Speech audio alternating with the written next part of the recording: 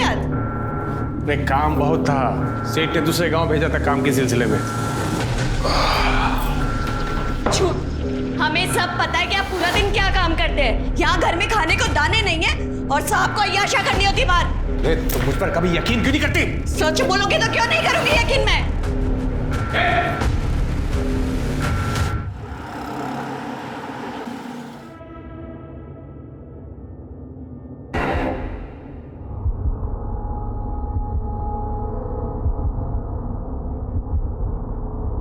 पुष्पा,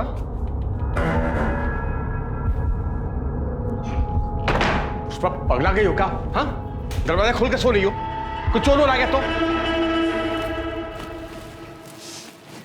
तो का चुरा कर लेकर जाएगा वो इस घर में से? है का इस घर में चुराने को? चुप कर, चबर चबर मत कर। भूख लगी, खाने दे। भूख तो हमें भी लगी है, लेकिन कुछ नहीं है खाने को। कुछ नहीं है मतलब? कुछ था ही नहीं बनाने का, तो क्या बनाते हैं हम? अरे किराने वाले से राशन ले आती ना। किराने वाले का इतना उधार हो गया है कि वो अब राशन ही नहीं दे रहा है हमको। तो खाने को नहीं मिलेगा कुछ? क्या कर रही है?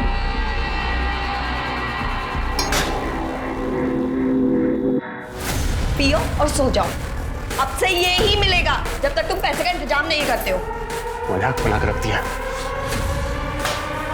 मजाक तो तुमने हमारी जिंदगी का बना के रख दिया है।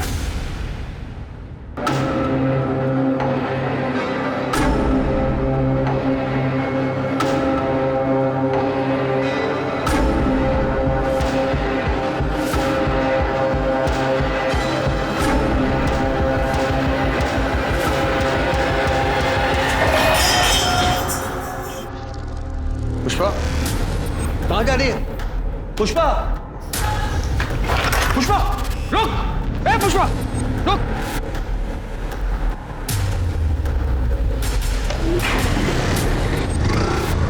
कहाँ भाग रही?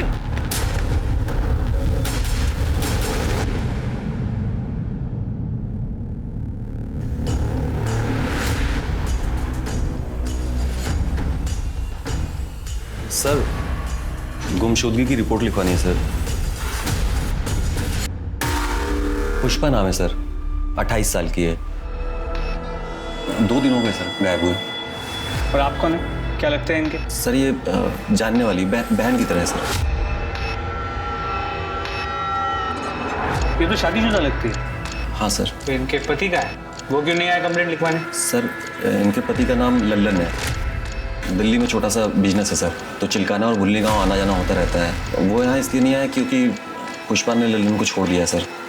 वो सरपंच है ना सर, प्रताप यादव, गुल्ली गांव के, उनसे शादी करने वाली थी। लेकिन 2 दिन पहले मुझे रात को कॉल आया कि पुष्पा। हेलो हेलो अखिलेश, तुम हमें लेने आ सकते हो? अभी? हाँ अभी, जल्द से जल्द प्लीज। हुआ क्या है पर? अखिलेश, हमने फैसला किया है कि हम प्रताप यादव से शादी नहीं करेंगे। क्या हुआ? वो हम तुम्हें मिलने के बाद बताएंगे। प्लीज हमें लेने आ जाओ, 9 बजे तक आ जाओ। हाँ ठीक है, मैं इंतज़ार करता रहा था, लेकिन वो आई नहीं। मैंने फ़ोन भी किया लेकिन फ़ोन अब तक बंद आ रहा है। अगले दिन मुझे दिल्ली जाना था तो मैं चला गया। वापस आने के बाद मैंने बहुत कोशिश की, लेकिन वो ना ही प्रताप यादव क्या है ना ही लल्लन सिंह क्या। लेकिन ये प्रताप यादव की तो 2 दिन पहले शादी हो गई है ना? हाँ सर, किसी और से की। मैं ज़्यादा नहीं जानता सर, आप प्लीज़ पता लगाइए ना कि कहाँ है।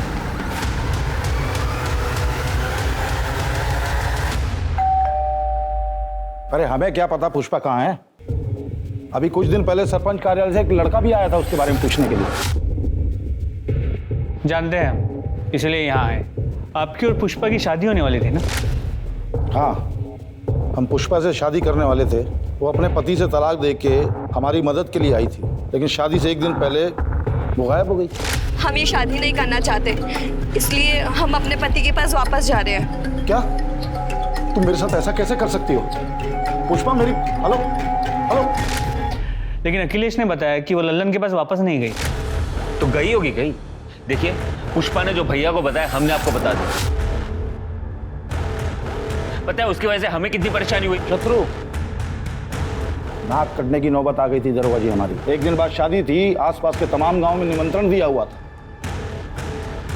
वो तो भगवान की कृपा है कि शादी से 1 दिन पहले हमें सपना मिल गई। जिनसे हमारी शादी हुई, वरना कितनी बदनामी होती है हमारी। लीजिए चाय पीजिए।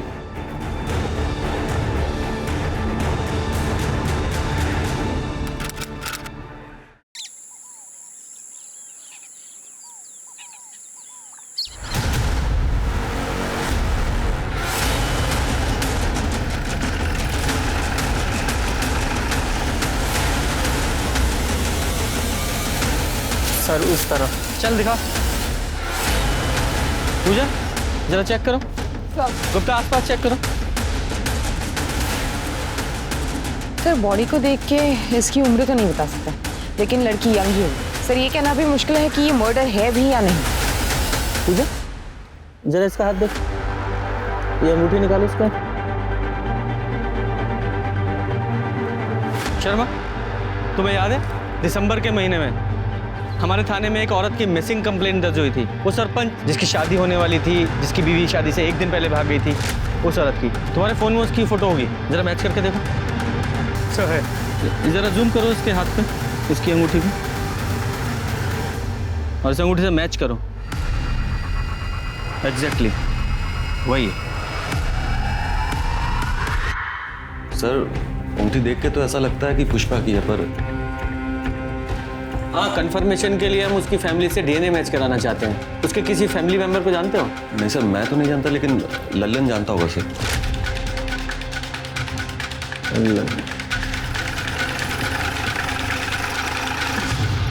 पुष्पा हमेशा पैसों के लिए झगड़ा करती थी मुझसे। कितनी बार तो खाना भी नहीं बनाती थी, मुझे भूखे पेट पानी पीकर सोना पड़ता था। 3 महीने पहले वो घर छोड़कर चली गई।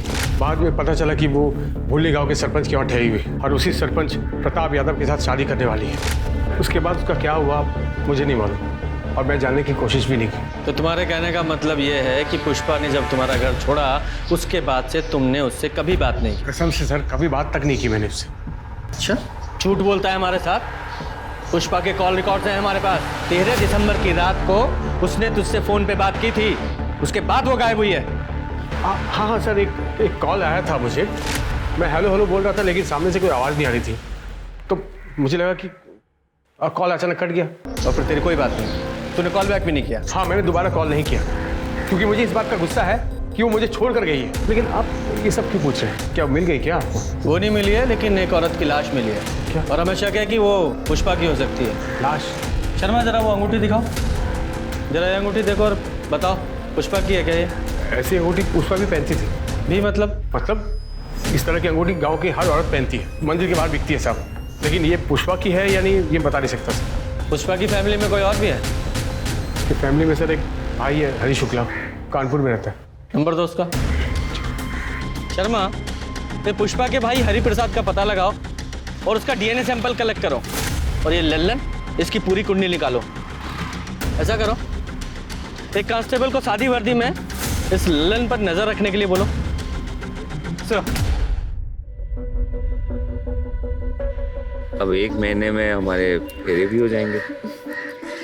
शत्रु हमें ना तुमसे कुछ बात करनी थी। बताओ। हम चाहते हैं कि शादी के बाद हमारा अलग घर हो। क्यों? भैया भाभी के साथ क्यों नहीं रहना?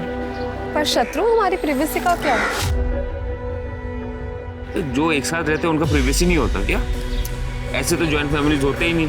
अब भाभी के बिना रहना तो मैं सोच भी नहीं सकता। तुम तो ऐसे बोल रहे हो जैसे सपना भाभी हमेशा से वहीं रहती थी।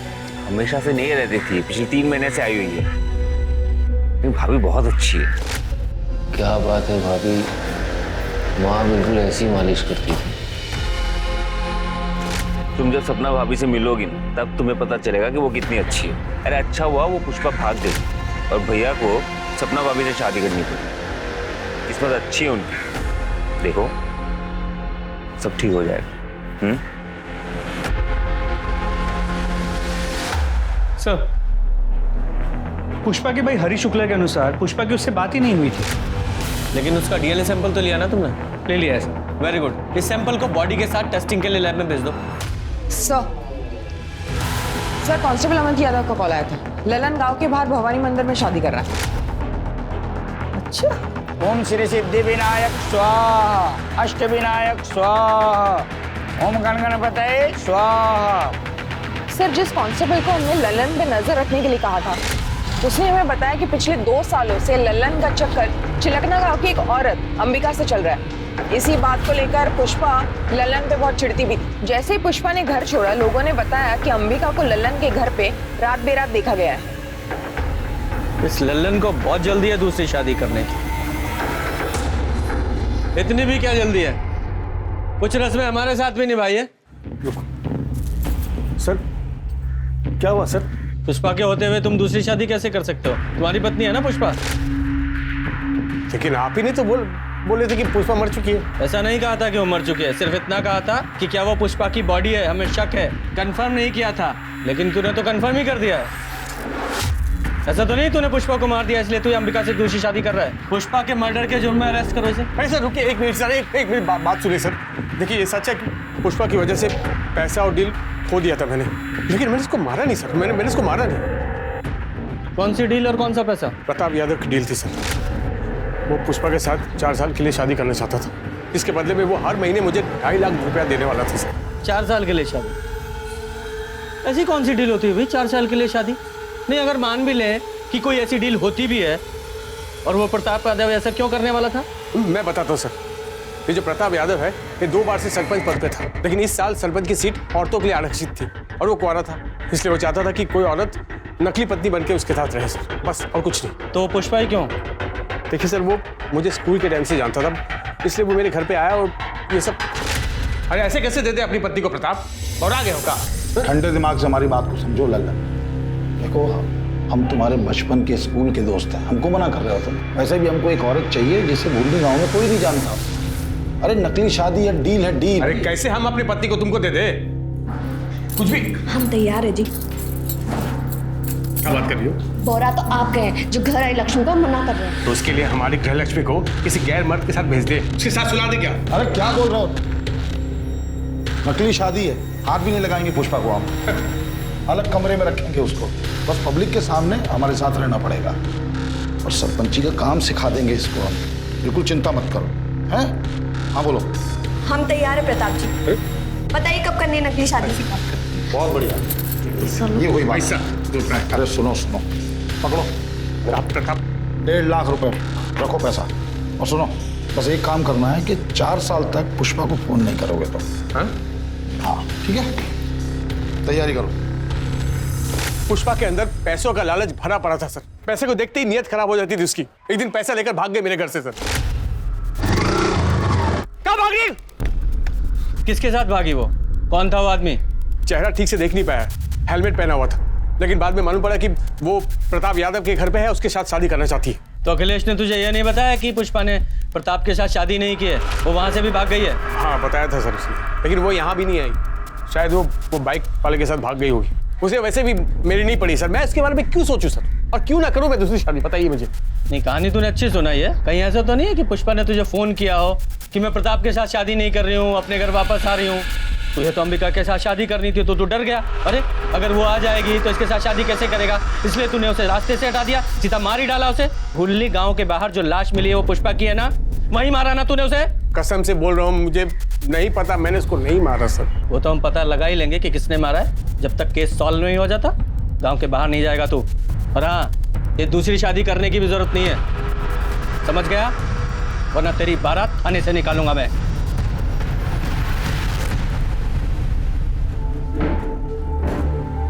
राज कहाँ रहता है ये? जी जीजू प्रणाम। राम प्रसाद की फाइल का क्या हुआ? वो तो मैंने तेज प्रकाश को बोला था ना उन्हें दिखाने के लिए। जब तेज प्रकाश को बोलना होता तो तुमको क्यों बोलते हम? जीजू पर वो तो मैंने। हमारे जीजू होने का फायदा मत उठाओ। वैसे भी पूरे गांव में सपना के सरपंची का डंका बजाते फिरते हो। कायदे में रहोगे तो फायदे में रहोगे। जी जीजू। कैसे हो भैया? नमस्ते भाभी। नमस्ते। जब भैया वो ट्यूबवेल वाले केस में शास्त्री जी मान गए। देखा, सीखो इनसे कुछ। हमारे भाई होने के नाते अकड़ सकते हैं, लेकिन नहीं, जो काम हम इनको बोलते हैं पूरी ईमानदारी से पूरा करते हैं, किसी दूसरे पे थोपते नहीं हैं, समझे? जीजू पर वो काम में। सही तो कह रहे हैं, कुछ सीखो शत्रु से। पर नहीं, तुम्हारे दिमाग में तो गोबर भरा है। अब खड़े क्या हो, जाओ यहाँ से।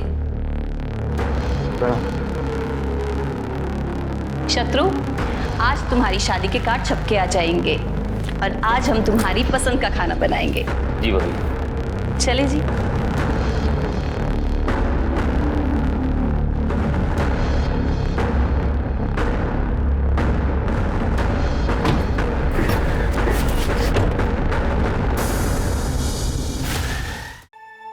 अरे राज, अरे क्या कर रहे हो? नीचे उतरो, गिर जाओगे। आपको क्या फर्क पड़ता है? जाओ अपने पति और देवर को देखो। मैं तो नौकर हूं ना घर का। कैसी बातें कर रहे हो? चलो नीचे उतरो, नीचे उतरो। वो लोग आपको मिलके सिर्फ बेवकूफ बना रहे हैं। आपको ये बात समझ नहीं रही है? सिर्फ रबर के स्टैम्प की तरह इस्तेमाल कर रहे हैं जीजू आपका, और कुछ नहीं। ये कैसी बातें कर रहे हो? एक बात आप ही मुझे बताओ, महीने में लाखों कमाते हैं जीजू, उसका एक दहला भी देते हैं आपको? नहीं। अरे जरूरत पड़ने पर जब भी उनसे पैसे मांगे हमेशा दिए हैं ना उन्होंने। ये भीख के पैसे ना आपको अच्छे लगते होंगे, मुझे नहीं अच्छे लगते। और किस चीज के लिए पैसे मांगते हैं आप? घर गृहस्थी चलाने के लिए? उसके अलावा 1 रुपया भी मांगे आपने कभी ऊपर से? राज, अभी हमारी शादी को सिर्फ 2 महीने हुए हैं। अपने जीजू को थोड़ा सा वक्त तो दो ना, ताकि वो हम पे विश्वास कर पाए।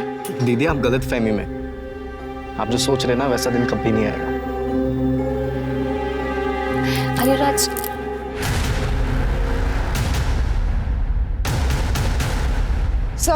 सर हमने प्रताप के बारे में पता किया तो उसका राइट हैंड तेज प्रकाश एक हिस्ट्री शीटर है।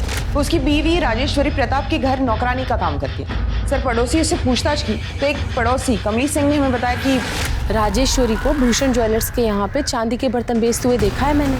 तो राजेश्वरी ने चोरी की। जब मैंने उससे पूछा तो उसने बताया कि प्रताप भैया ने उसे गिफ्ट दिए थे। गिफ्ट? हाँ, पहले भी मैंने ऐसे गिफ्ट बेचते हुए दुकान पर उसको देखा है, लेकिन लगता है जब से सपना भाभी आई है उसे गिफ्ट मिलना बंद हो गया है। ये राजेश्वरी और प्रताप यादव, इन दोनों का कोई चक्कर है क्या? सर कमली ने कुछ खुल के नहीं बताया। उसने नहीं बताया तो सीधे राजेश्वरी से पूछते। सच कहते हैं साहब, वो सारे गिफ्ट्स भैया जी ने दिए थे। साहब हम भैया जी के गिफ्ट घर पे नहीं रख सकते थे, इसलिए हमने बेच दिया, क्योंकि वो भैया जी और शत्रु अच्छे आदमी नहीं है। अच्छे इंसान नहीं है इसका क्या मतलब है? साहब बहुत मौका परस्त लोग हैं, मतलब अपने फायदे के लिए कभी भी बदल सकते हैं। देखिए ना, यूँ तो भैया जी ने कभी शादी नहीं की, सारी जिंदगी कुंवारे थे, पर जैसे सरपंच की कुर्सी बचाने का मौका आया उन्होंने फटाफट शादी कर ली। भैया जी की पीने की आदत है, पीने के बाद वो बहुत बदतमीजी करते हैं। और तुम्हारा पति, वो कौन सा दूध का दूल्हा है? साहब हम मानते हैं कि वो दूध के दूल्हे नहीं है, पर आज जब से उन्होंने हमसे शादी की वो बदल गए। हाँ, वो भैया जी के छोटे मोटे बुरे काम कर देते, मतलब लोगों को डराना धमकाना, उनके पैसों को संभालना। तुम्हारे भैया जी के लिए तुम्हारे पति तेज प्रकाश ने कोई खून भी किया है? ये आप क्या बोल रहे हैं साहब? हम खूनी नहीं है। तो इतना डर क्यों रहे हो? साहब पुलिस को देख के कौन नहीं डरता है? अब हम लोग तो गरीब आदमी है साहब, जैसे तैसे करके गुजारा होता है। हमें छोड़ दो साहब। 13 दिसंबर को कहाँ थे तुम? 13 दिसंबर मतलब जिस रात पुष्पा गायब हुई, उस रात कहाँ थे तुम? साहब ये तो घर पर ही थे। हाँ साहब, मैं घर पे ही था, और अगले दिन जब हवेली पहुंचा तो पता चला पुष्पा जी भाग गई। भैया जी बहुत गुस्से में थे, क्योंकि शादी की सारी तैयारियां हो गई थी।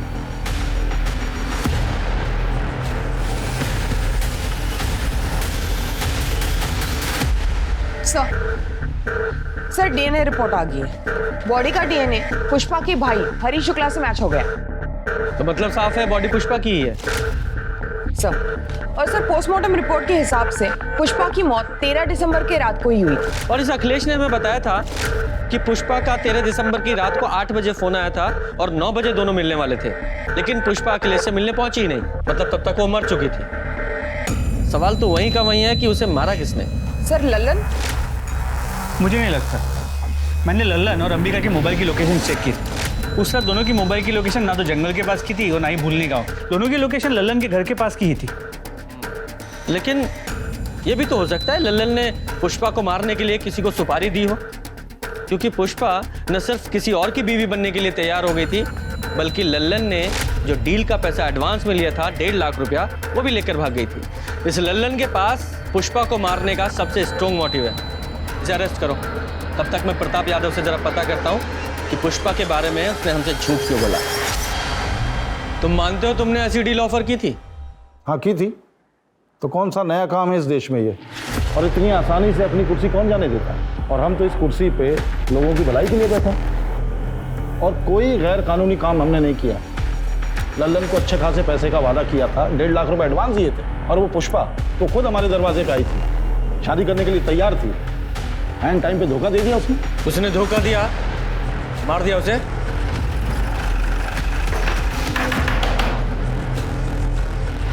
सर आप ले चलो इसे। लेकिन क्यों सर? मैंने क्या किया सर?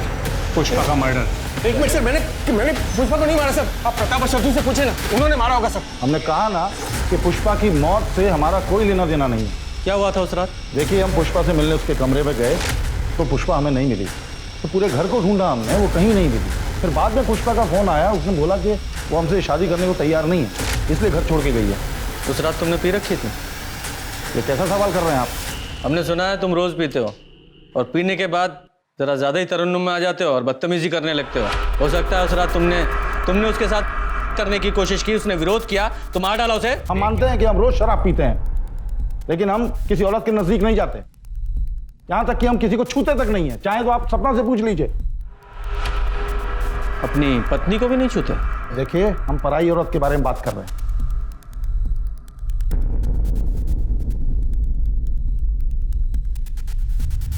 तेरह तारीख को कहाँ था तू? मंगेतर के साथ फिल्म देखने गया था सहारनपुर में। वहीं पे खाना खाया और 11 बजे घर वापस आ गया। सपना जी। जी। पुष्पा को जानती हैं आप? जी नहीं।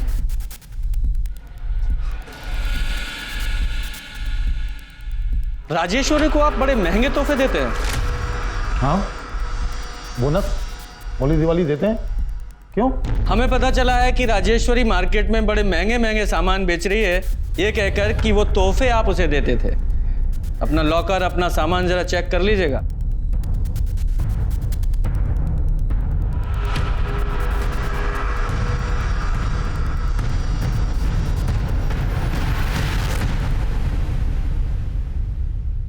सर, राजेश्वरी के अनुसार प्रताप पीने के बाद कंट्रोल में नहीं रहता था। हाँ, लेकिन जब हमने प्रताप से पूछताछ की थी तो उसने बताया था कि उसने किसी भी औरत के साथ कभी भी कोई बदतमीजी नहीं की।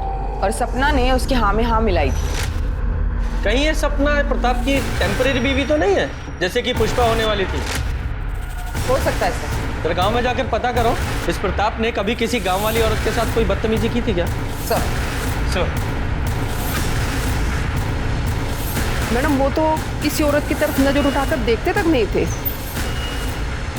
मुझे बहुत गर्व है कि मेरा बेटा प्रताप भैया जी को अपना आदर्श मानता है। अरे गांव वालों के हिसाब से ये प्रताप यादव भगवान के समान है, तो इस राजेश्वरी ने हमें कौन से प्रताप के बारे में बता दिया? शत्रु और हमने पूरे घर के सामान को चेक किया। ये रही वो लिस्ट जो तुमने पिछले कुछ दिनों में चुराई है। भैया जी, इसमें कोई गलती नहीं है। ये सारा सामान हमने चुराया था पैसों के लिए। हमें माफ कर दीजिए भैया जी। दोबारा अपनी शक्ल मत दिखाना। मैं निकल जाओ। सर, हो सकता है प्रताप में कोई कमी ना हो, लेकिन ये नई सरपंच सपना यादव, उसके बारे में ऐसे नहीं कह सकते, क्योंकि प्रताप से पहले उसकी शादी अमर शर्मा नाम के एक आदमी से हुई थी। ठीक है, अमर और सपना इन दोनों से अलग अलग बात करते हैं।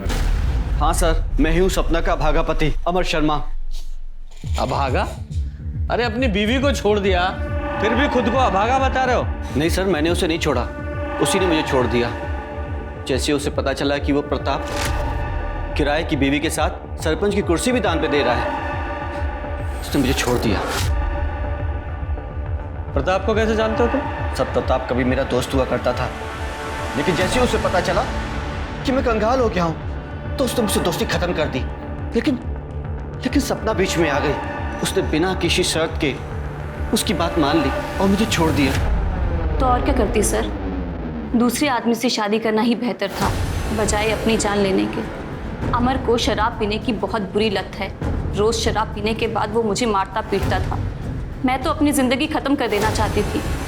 जब प्रताप जी की मुझे डील मिली तो मुझे वो मेरी हर समस्या का हल लगी, इसलिए मैंने डील एक्सेप्ट कर ली। सर, इसमें मैंने क्या गलत किया? और अमर तलाक के पेपर पे साइन कर चुका था। तलाक के पेपर थे? नहीं सर, वो तलाक के पेपर कैसे हो सकते हैं? वो प्रताप ने तो मुझे बोला था कि वो डील के पेपर थे। सर मैं बहुत पढ़ा लिखा नहीं हूँ, मुझे नहीं पता कि उन कागजों में क्या लिखा था। और प्रताप ने मुझसे बोला भी था कि वो पेपर मुझे वापस लौटाएगा, लेकिन नहीं लौटाया उसने। और ऐसा कोई एग्रीमेंट साइन नहीं हुआ था। और रही बात तलाक की, तो उसका फैसला 1-2 दिन में आ जाएगा। आप लोग चाहें तो तहसीलदार के ऑफिस में जाके पता कर सकते हैं। और आज के बाद हमारी गैर मौजूदगी में हमारी पत्नी से बातचीत करने मत आइएगा। आप लोग जा सकते हैं, प्लीज।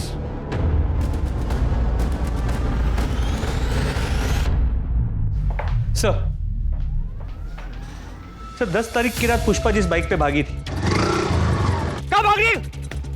वो बाइक पुष्पा को पिक करने से पहले एक गैराज में रुकी थी। वो गैराज बाईपास रोड पे था, वहाँ एक सीसीटीवी कैमरा था। और सर उस आदमी ने अपना हेलमेट उतारा था। सर देखिए वो आदमी कौन है।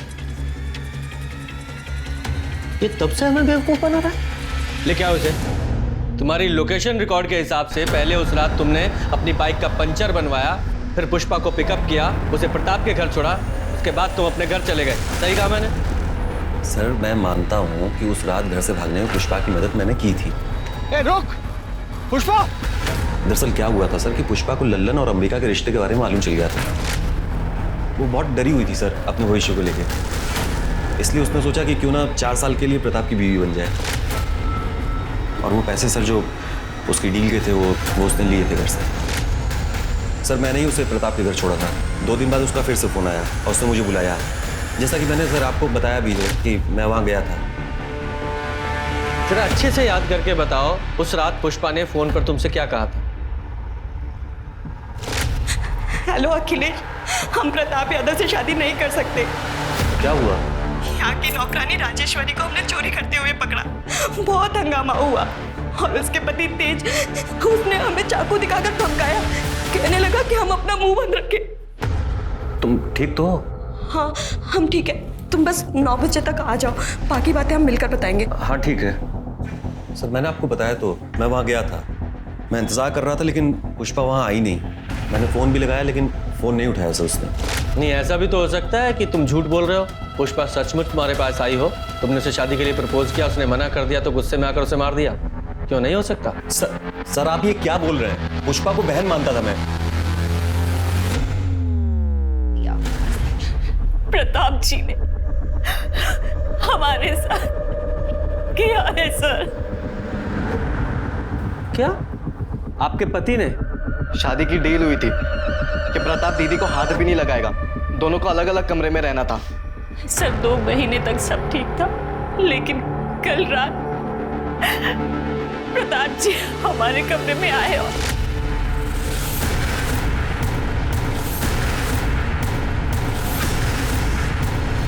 झूठ बोल रही है वो सपना, दिमाग चल गया उसका। तो तुमने सपना के साथ जबरदस्ती नहीं की? जी बिल्कुल नहीं। कल रात पीने के बाद जब हम अपने कमरे पे जा रहे थे तो अरे कुछ मदद करें आपकी, कहीं चोट लग जाएगी आपको। नहीं जरूरत नहीं है, हम चले जाएंगे। कैसी बातें कर रहे हैं? हमें अपना फर्ज तो निभाने दीजिए, पत्नी है हम आपके, संभाल के। Thank you thank you thank you. वो सपना हमें खुद फंसा रही है। वो क्यों फंसाएगी? वो भी अपने ही पति के इल्जाम में। शायद उसको कोई भड़का रहा होगा। कौन? उसका नकारा भाई राज, वो भड़का रहा होगा उसे। कौन किसे भड़का रहा है और कौन छुपा रहा है वो तो हम पता लगा ही लेंगे। फिलहाल तो हमने सपना को मेडिकल के लिए भेजा है। प्रताप झूठ बोल रहा है सर, हम तो सिर्फ नाम के सरपंच हैं, एक रबर स्टैंप है। हमें कब क्या कैसे करना है इन सब का फैसला प्रताप जी करते हैं। और सर दोनों ही सूरतों में तो बदनामी हमारी ही होगी। हमें तो हमारी जान जाने का भी खतरा है कि हमारे साथ भी वो ना हो जाए जो पुष्पा के साथ। आपका कहने का मतलब है कि प्रताप ने पुष्पा को मारा? हमें नहीं पता सर, हम कुछ नहीं जानते। प्रताप है, ये इतना पावरफुल आदमी है कि इसके लिए कुछ भी नामुमकिन नहीं है। और वो तेज और शत्रु उसके एक आवाज पे कुछ भी करने के लिए खड़े हो जाएंगे। सर प्लीज आप दीदी को प्रोटेक्शन दे दीजिए। देखिए इनकी मेडिकल रिपोर्ट आने तक हम ऐसा नहीं कर सकते, हमें रुकना पड़ेगा। सर पर दीदी सरपंच है, आप इतना तो कर ही सकते हैं। रहने दो राज, पुलिस को अपना काम करने दो, तब तक हम अपनी रक्षा खुद ही करेंगे। Thank you. Sorry. Police Pratap को लेकर एक और बार कंफ्यूज हो गई थी, क्योंकि एक सपना प्रताप के खिलाफ फिर से कंप्लेंट लेके पहुंची कि प्रताप ने उसे मारने के लिए गुंडे भेजे थे जब वो सरपंच ऑफिस से निकलकर घर वापस जा रही थी। सपना ने जहां एक तरफ अपने चोट के निशान पुलिस को दिखाए, वहीं दूसरी तरफ ये भी बताया कि गुंडों ने उसे प्रताप की बदनामी न करने की हिदायत दी थी और उनमें से एक की आवाज तेज प्रकाश जैसी थी। अरे हमने कोई अटैक नहीं किया इनके ऊपर, और हम कल पूरी शाम भैया जी के साथ ही थे, तो हम कैसे अटैक कर सकते हैं? सर, ये तो एक दूसरे का ही साथ देंगे ना। शांत खड़ा रहे, दादा गर्मी मत दिखा वरना यही ठंडा कर दूंगा। आधा कुर्सी के लिए ये सब डील मत करो, आपने मेरी एक नहीं सुनी। अभी देखिए भैया आपको कभी चोट नहीं पहुंचा सकते, लेकिन आपकी हालत मुझसे देखी नहीं जा रही। मेरे तरफ से जो कुछ भी होगा ना मैं करूंगा।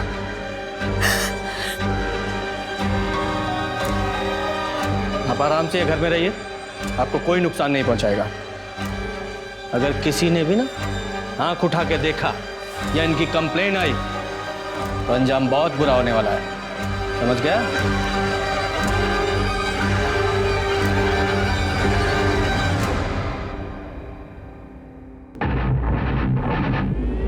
भाभी अंदर आ जाओ। हाँ आ जाओ। ये दवाई लेके आया था मैंने, आपके दर्द में आराम मिल जाएगा, लगा दूं? सर लोकल न्यूज़ देखिए। क्या हुआ? सर लगाइए तो।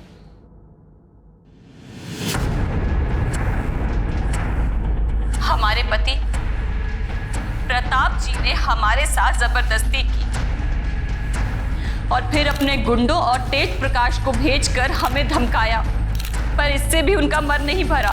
अभी 2 दिन पहले उनके छोटे भाई शत्रु ने हमारे साथ जबरदस्ती की। हमारे कमरे में मेरे घाव पर मरहम लगाने के बहाने उसने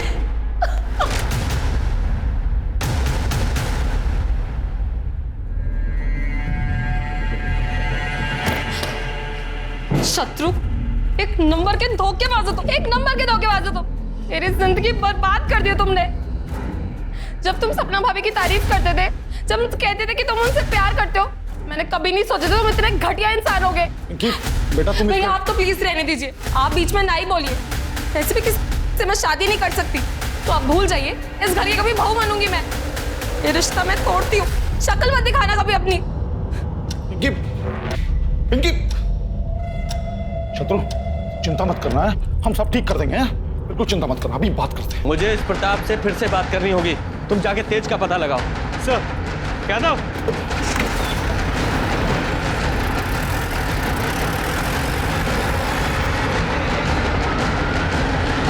क्या चल रहा है?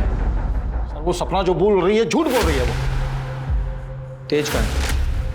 तेज कहाँ है? बोलो शर्मा। सर ये तेज प्रताप घर पे नहीं है। राजेश्वरी ने बताया कि प्रताप के कहने पे वो सपना को गया। सर मैं सपना का फोन बार बार ट्राई कर रहा हूँ, लेकिन उसका फोन नॉट रीचेबल आ रहा है। ठीक है। तेज कहाँ है? हमको क्या मालूम? अरेस्ट करो इसे और जरा चेक करो। सर 1 मिनट यहाँ आइए।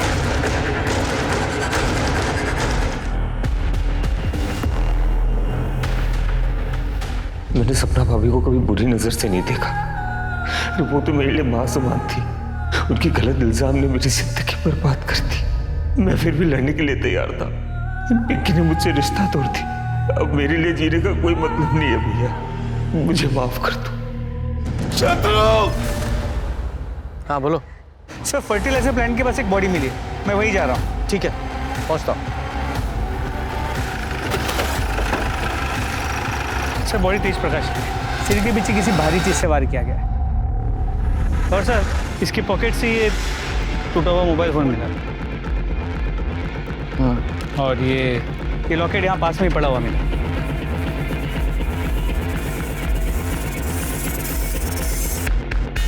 शर्मा इस जगह का डम डाटा निकलवाओ। 13 दिसंबर का रात 7 बजे से रात 11 बजे तक का डम डाटा निकलवाओ, वहां जहां पुष्पा की लाश मिली थी। क्योंकि ये लॉकेट मैं पहचानता हूँ किसका है। तेरा ये लॉकेट तेज की लाश के पास मिला हमें, और तेरे फोन की लोकेशन भी वहीं की थी। और यही नहीं, 3 महीने पहले जिस जंगल में पुष्पा की लाश मिली, वहां भी तेरे फोन की लोकेशन उसी समय की दिखा रहा है। बोल क्या कहना तुझे?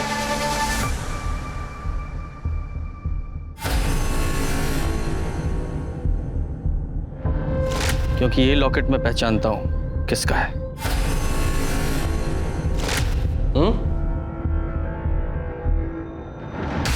सोच लो, अभी भी टाइम है। बोलो। तेज प्रकाश ने हमें बात करते हुए सुन लिया था। पुष्पा को मारकर सरपंच की कुर्सी पर बैठने का प्लान तो हमारा पूरा हो गया, लेकिन हम अभी भी एक रबर स्टैंप हैं। इन दोनों भाइयों के ऊपर का इल्जाम लगा के हमें गांव वालों से भर भर के सहानुभूति मिल रही है। तुम देखना, वो दिन दूर नहीं, सत्ता की बागडोर हमारे हाथ से दूर नहीं, और ये दोनों भाई अब जेल में सड़ेंगे। और अभी पुलिस भी इन्हें जल्दी गिरफ्तार कर लेगी। हमने सब सुन लिया है। वो ने जो कुछ भी भैया जी के लिए किया ना, उसके लिए जिंदगी भर जेल में सड़ोगे। रुको, मैं अभी पुलिस को बताता हूँ। राज, पकड़ो उसे।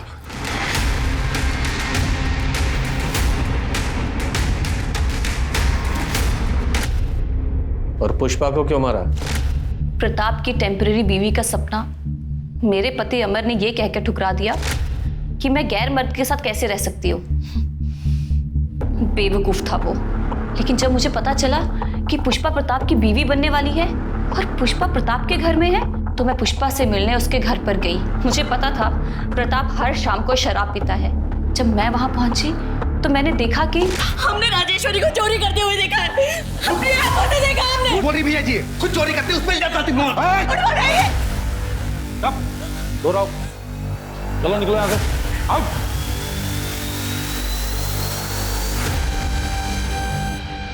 चिंता मत करो, हम हैं तुम्हारे साथ। अरे हम, आप हमें छू नहीं सकते हैं।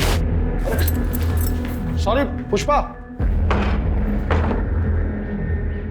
मैं पुष्पा के कमरे में गई और उसे मैंने बताया कि प्रताप शराब पीने के बाद एक अलग आदमी बन जाता है। मैंने कहा था ना तुम्हें, देख लिया ना अपनी आंखों से। पर उन्होंने वादा किया था कि वो हमें कभी नहीं छुएंगे। पुष्पा, कोई भी आदमी इस बात पे कायम नहीं रह सकता, और प्रताप जैसा आदमी जिसके पास सत्ता की कुर्सी है, पावर है, वो तो कभी भी नहीं। देखो पुष्पा, अगर तुम अपनी इज्जत बचाना चाहती हो तो चली जाओ यहाँ से। ना जाने कितनी ही औरतें इसकी दरिंदगी का शिकार हुई हैं, और इन आदमियों को क्या है, इनको तो रोज कोई ना कोई चाहिए। हाँ, तुम सही कह रही हो। देखो, हम तुम्हें घर छोड़ देते हैं, हम बाहर तुम्हें मिलेंगे। तुम अपना सामान जल्दी से पैक कर लो। हेलो अखिलेश। मैंने राज को पहले ही गाड़ी तैयार रखने के लिए बोला था। पुष्पा, तुमने बहुत सही फैसला किया। तुम हमको ना गांव के बाहर ही छोड़ देना। ठीक है, तुम एक काम करो, अब प्रताप जी को फोन करके बोल दो कि तुम उनसे शादी नहीं करना चाहती, ताकि वो तुम्हारा पीछा ना करे। हेलो, हम बोल रहे हैं, हम ये शादी नहीं करना चाहते, इसलिए हम अपने पति के पास वापस जा रहे हैं। क्या तुम मेरे साथ ऐसा कैसे कर सकती हो? Hello hello Pushpa.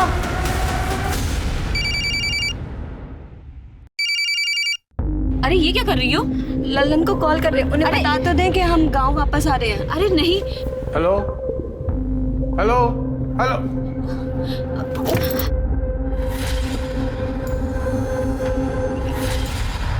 पुष्पा की लाश को हमने जंगल में फेंक दिया, उसके कपड़े जला दिए और 1.5 लाख रुपए मैंने अपने पास रख लिए, और फिर हमने गाड़ी को अच्छे से साफ करके उसे बेच दिया। वैसे तुम बहुत कमाल की एक्टर हो, हैं? और पुष्पा को रास्ते से हटाकर तुम खुद उसकी बीवी बन गई। वाह, और बहुत अच्छा नाटक किया तुमने उनकी बीवी बनने का। जैसे वो बोलता रहा वैसे करती रही, एकदम गुड़िया बन के। हालांकि इस बीच राज ने कई गलतियां की, पर वो मैंने सब संभाल ली। मैं बस अपना समय काट रही थी। प्रताप और शत्रु के खिलाफ जो तुमने कंप्लेन की थी, वो झूठी थी। शत्रु तो मुझे अपनी माँ समान मानता था, बेचारा बेमतलब मारा गया। मुझे तो सरपंच की कुर्सी चाहिए थी, पूरी कुर्सी। रबर स्टैंप बन के नहीं रहना चाहती थी मैं। स्टैंप लगाने वाला मैं हाथ बनना चाहती थी। इनके खिलाफ चार्जशीट बनाओ और अब जेल में बनना तुम सरपंच, वहां मिलेगी तुम्हें कुर्सी। लालच ने 3 लोगों को मौत के घाट उतार दिया। राजेश्वरी प्रताप को लालच के कारण बदनाम कर रही थी। सपना को पुष्पा को मार के टेम्पररी वाइफ बनने के बाद भी लालच खत्म नहीं हुआ, उसे और चाहिए था। और प्रताप वो सरपंच की कुर्सी पर नियंत्रण रखे रहने के लिए टेम्पररी बीवी लाने को तैयार हो गया। हमारे पूर्वजों ने बिल्कुल ठीक कहा है, लालच बुरी बला है। तो चलिए, मैं दिव्यांका त्रिपाठी दहियाब लेती हूँ आपसे विदा। फिर मिलूंगी क्राइम पेट्रोल सतर्क के नए एपिसोड के साथ। आप सतर्क रहिए, सुरक्षित रहिए और देखते रहिए क्राइम पेट्रोल सतर्क। जय हिंद।